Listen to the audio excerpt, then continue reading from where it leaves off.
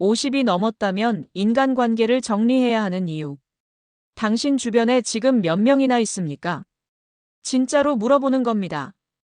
연락처에 저장된 사람 말고, 카카오톡 친구 목록에 있는 사람 말고, 지금 이 순간 당신이 쓰러졌을 때 달려올 사람이요. 그 숫자를 세어보면 대부분의 사람들이 아무 말도 못합니다. 손가락이 멈춥니다. 저는 오늘 이 이야기를 하려고 합니다. 50이 넘은 당신에게 지금 당장 인간관계를 정리해야 한다는 이야기를. 처음에 이 주제를 꺼내면 사람들이 움츠러듭니다.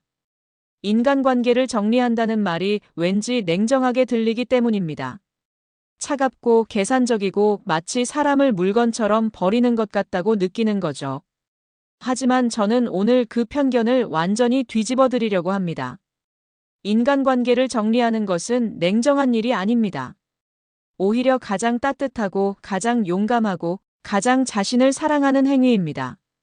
그리고 50이 넘었다면 이것은 선택이 아닙니다. 생존의 문제입니다. 먼저 한 가지 질문을 드리겠습니다. 당신은 지금 피곤합니까? 만성적으로 설명하기 어렵게 이유도 잘 모르겠는데 자꾸 피곤합니까?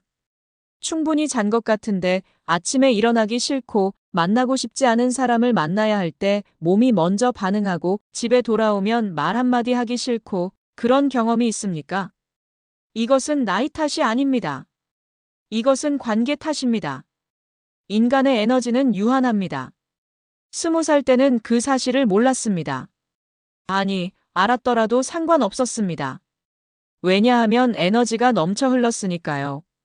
누구를 만나도 웃을 수 있었고, 밤새 이야기해도 다음날 멀쩡했고, 상처받아도 금방 회복했습니다. 그런데 50이 지나면 이야기가 달라집니다. 회복 속도가 느려집니다. 소비 속도는 그대로인데 충전 속도가 절반으로 줄었습니다. 이 간단한 사실 하나가 50 이후의 인간관계를 완전히 다른 게임으로 만들어버립니다. 생각해 보십시오. 당신이 20대에 맺은 관계들이 있습니다. 학교 친구, 첫 직장 동료, 동네 아는 형, 모임에서 만난 누군가. 그 관계들이 30년이 지난 지금도 그대로 이어지고 있습니다. 하지만 솔직히 물어볼게요. 그 관계 중 몇 개가 지금의 당신에게 실제로 도움이 됩니까? 몇 개가 당신을 웃게 만듭니까? 몇 개가 당신이 힘들 때 옆에 있어줍니까?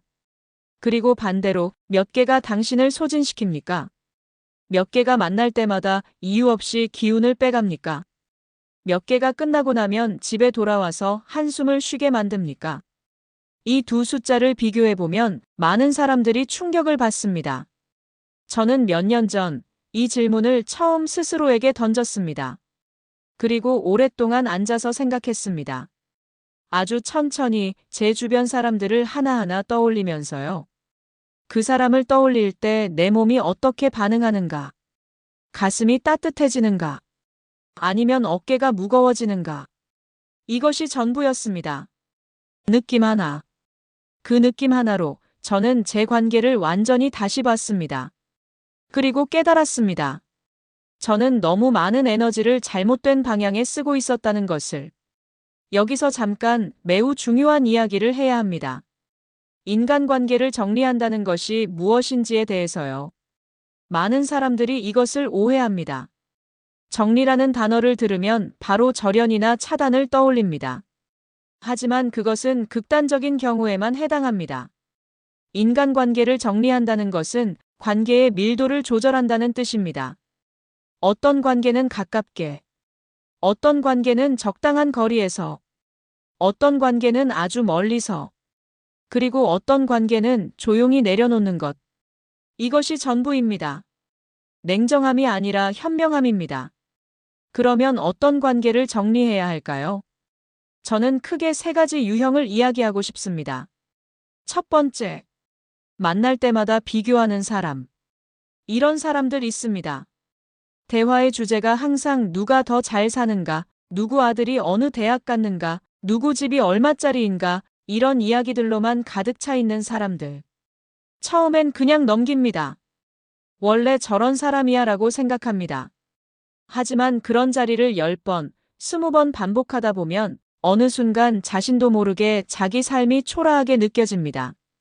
비교는 독입니다. 느리게, 조용하게 스며드는 독. 이런 사람과의 관계는 거리를 두는 것이 맞습니다. 두 번째, 필요할 때만 나타나는 사람. 이건 더 교묘합니다. 평소엔 연락이 없습니다. 그러다 무언가가 필요할 때 갑자기 나타납니다. 부탁이 있을 때, 도움이 필요할 때, 소개가 필요할 때. 그리고 일이 해결되면 또 사라집니다. 처음엔 고맙습니다. 나를 믿고 찾아오는구나 라고 생각합니다. 하지만 이런 패턴이 반복되면 그 관계는 관계가 아닙니다. 거래입니다. 당신의 50 이후는 거래로 채워져서는 안 됩니다. 세 번째, 당신의 성장을 불편해하는 사람. 이것이 가장 아픕니다. 왜냐하면 이런 사람은 대부분 오래된 친구이거나 가까운 사람이기 때문입니다. 당신이 뭔가 새로운 것을 시작했을 때 나이가 몇인데 그걸 해? 라고 말하는 사람. 당신이 변하려고 할 때 원래 그랬잖아 라고 가두는 사람. 당신이 꿈 이야기를 꺼내면 이유를 들어 안 된다고 말하는 사람. 이런 사람들은 당신을 싫어하는 것이 아닙니다. 그들은 당신이 변하는 것이 두려운 겁니다. 당신이 성장하면 자신이 뒤처지는 것 같으니까요. 그 두려움이 당신에게 향합니다. 하지만 당신은 그 두려움을 받아줄 이유가 없습니다. 자, 이제 조금 더 깊이 들어가겠습니다. 50이 넘었을 때 인간관계를 정리해야 하는 이유는 단순히 피로를 줄이기 위해서가 아닙니다. 더 근본적인 이유가 있습니다. 시간입니다. 50살의 평균 수명을 생각하면 앞으로 30년이 남아 있습니다. 30년. 이것이 짧게 느껴지십니까? 길게 느껴지십니까? 저는 처음엔 길다고 생각했습니다. 그런데 어느 날 이렇게 생각해 봤습니다. 그 30년에서 잠자는 시간을 빼고 밥 먹는 시간을 빼고 일하는 시간을 빼고 아파서 누워있는 시간을 빼면 실제로 내가 원하는 사람과 원하는 것을 할 수 있는 시간이 얼마나 남을까? 계산을 해보면 10년이 안 됩니다. 10년. 그 10년을 당신은 어디에 쓰고 싶습니까? 만날 때마다 불편한 사람과의 자리에, 의무감으로 참석하는 모임에, 끝나고 나면 공허한 만남에 쓰고 싶습니까? 저는 이것을 관계의 기회비용이라고 부릅니다. 경제학에서 기회비용은 어떤 선택을 했을 때 포기하게 되는 가장 가치 있는 대안입니다. 관계도 똑같습니다. 당신이 불편한 사람과 3시간을 보낼 때 그 3시간 동안 당신이 포기한 것이 있습니다. 사랑하는 사람과 나눌 수 있었던 대화, 혼자 걷는 산책, 오래 읽고 싶었던 책, 오래 배우고 싶었던 무언가. 우리는 이 기회비용을 잘 계산하지 않습니다. 관계는 공짜처럼 느껴지니까요. 하지만 공짜인 것은 없습니다. 모든 관계는 시간을 먹고, 에너지를 먹고, 감정을 먹습니다. 그렇다면 이제 반대로 생각해 보겠습니다. 어떤 관계를 남겨야 할까? 저는 이것을 3가지로 정리합니다. 첫 번째, 당신의 약점을 알면서도 옆에 있는 사람. 완벽할 때만 좋아하는 사람은 많습니다. 하지만 당신이 틀렸을 때, 당신이 실패했을 때, 당신이 초라해 보일 때도 옆에 있는 사람은 드뭅니다. 그런 사람이 한 명이라도 있다면 그 관계는 금입니다. 두 번째, 당신을 있는 그대로 보는 사람. 꾸미지 않아도 되는 사람. 척하지 않아도 되는 사람. 오늘 기분이 별로라고 솔직하게 말해도 되는 사람. 나 요즘 좀 힘들어라는 말을 편하게 꺼낼 수 있는 사람. 이런 사람이 몇 명이나 있습니까? 5명이면 당신은 매우 부유한 사람입니다. 3명이어도 충분합니다. 1명만 있어도 괜찮습니다. 세 번째, 함께 있을 때 말이 없어도 편한 사람. 이것이 관계의 가장 깊은 단계입니다. 같이 있는데 아무 말 안 해도 되는 사람. 침묵이 불편하지 않은 사람. 밥을 먹으면서 굳이 이야기를 만들어내지 않아도 되는 사람. 그냥 같이 있는 것만으로도 충분한 사람. 그런 관계가 있습니까? 50 이후에 이런 관계를 갖고 있다면 당신의 남은 삶은 절대 외롭지 않을 것입니다. 이쯤에서 누군가는 이런 말을 할 겁니다. 그래도 오래된 관계를 함부로 정리할 수 없지 않나. 맞습니다. 오래된 관계에는 역사가 있습니다. 함께 웃었던 기억, 함께 울었던 기억, 함께 버텼던 시간들. 그것은 진짜입니다. 하지만 저는 이렇게 묻고 싶습니다. 그 기억이 지금의 관계를 유지할 이유가 됩니까? 혹시 당신은 과거의 기억을 붙들기 위해 현재의 불편함을 견디고 있는 건 아닙니까? 추억은 소중합니다. 하지만 추억이 인질이 되어서는 안 됩니다. 인간관계를 정리하는 것이 두려운 또 다른 이유가 있습니다. 나쁜 사람이 될 것 같아서입니다. 우리는 어린 시절부터 배웠습니다. 사람은 의리 있어야 하고, 인간관계는 소중히 해야 하고, 등 돌리는 것은 나쁜 것이라고. 그래서 관계를 정리하려고 하면 죄책감이 옵니다. 내가 나쁜 사람인 것 같습니다. 하지만 저는 이렇게 생각합니다. 자신을 소진시키는 관계를 계속 유지하면서 억지로 친절하게 구는 것이 진짜입니까? 아니면 솔직하게, 조용하게, 거리를 조절하는 것이 진짜입니까? 둘 중 어느 것이 더 진정성 있는 관계입니까? 나는 지금 당신에게 나쁜 사람이 되라고 하는 게 아닙니다. 더 진짜 사람이 되라고 하는 겁니다. 관계를 정리하는 방법에 대해서도 이야기하겠습니다. 가장 나쁜 방법부터요. 갑자기 차단하거나 연락을 끊는 것. 이것은 상대방에게도 자신에게도 상처를 남깁니다. 그리고 불필요한 오해와 갈등을 만들어냅니다.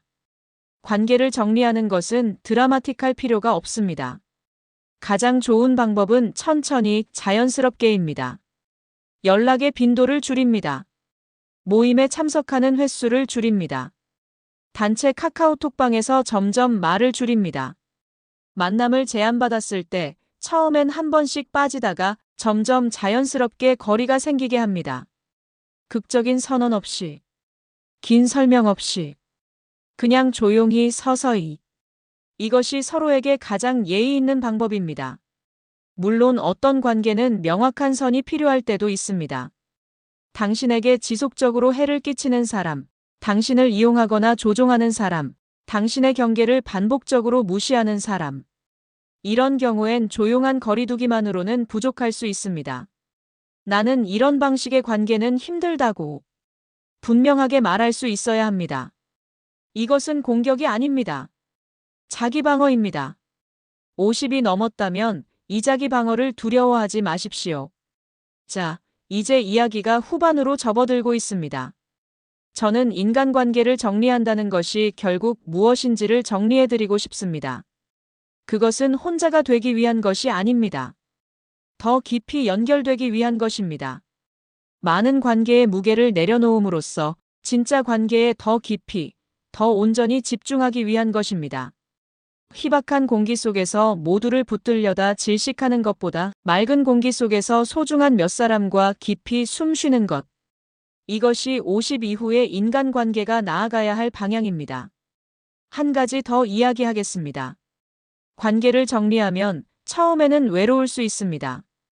이것은 사실입니다. 연락이 줄고 모임이 줄고 알림이 줄어들면 처음엔 뭔가 잘못된 것 같습니다. 세상에서 멀어지는 것 같습니다. 하지만 이 외로움을 잘 견뎌보십시오. 그 외로움의 반대편에 진짜 고요함이 기다리고 있습니다.